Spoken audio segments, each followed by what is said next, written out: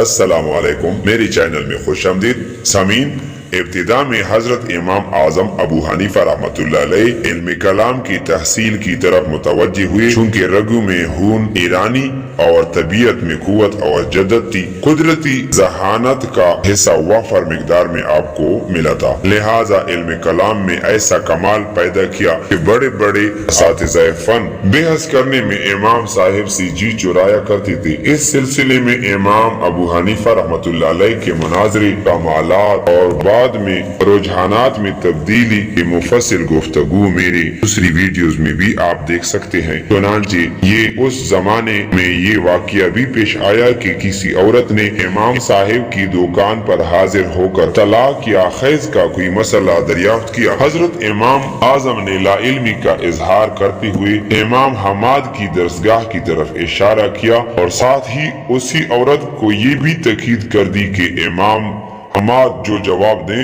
اس سے مجھے بھی آگاہ کرنا۔ چنانچہ اس عورت نے جب واپسی پر جواب سنایا تو اس سے امام صاحب کو بے حد ندامت ہوئی اور بس اسی وقت سے علم فقہ سیکھنے کا عزم کر لیا۔ حضرت امام حماد کے حلقہ درس میں پابندی سے حاضری شروع کر دی تاکہ امام حماد کے جانشین قرار پائے۔ مناقب موفق صفحہ نمبر 55۔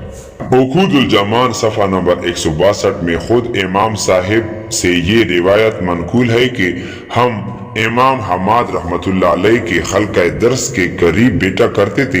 اتفاق سے ایک روز کوئی عورت میرے پاس آئی اور مجھ سے یہ مسئلہ دریافت کیا کہ اگر ایک شخص اپنی بیوی کو سنت طلاق دینے کا ارادہ رکھتا ہو تو وہ کیا کرے، مگر مجھے معلوم نہ تھا کہ میں اسے کیا جواب دوں۔ بغیر سکوت کے اور کیا جواب ہی ہو سکتا تھا۔ عورت سے یہ کہہ دیا کہ سامنے والے حلقہ درس میں چلی جا اور وہاں حضرت حماد رحمۃ اللہ علیہ سے مسئلہ دریافت کر لے، وہ جو جواب دے اس سے مجھے بھی آگاہ کر دینا۔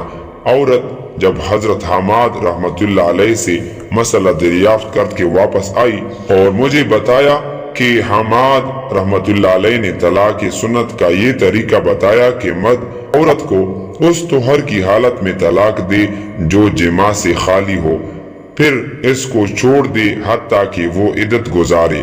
جب عدت گزر جائے تب دوسرے مرد کے ساتھ اس کا نکاح جائز ہو جاتا ہے۔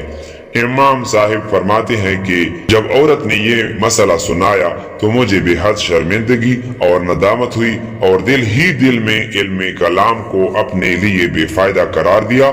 جوتے اٹھائے اور سیدھا حضرت حماد رحمۃ اللہ علیہ کے حلقہ درس میں چلا گیا اور میں چونکہ روزانہ کا سبق بلا ناغہ یاد کر لیا کرتا تھا، اس لیے حضرت حماد رحمۃ اللہ علیہ نے بھی صدر حلقہ میں یعنی حلقہ کے درمیان میں اپنے سامنے بیٹھنے کے لیے جگہ عنایت فرمائی۔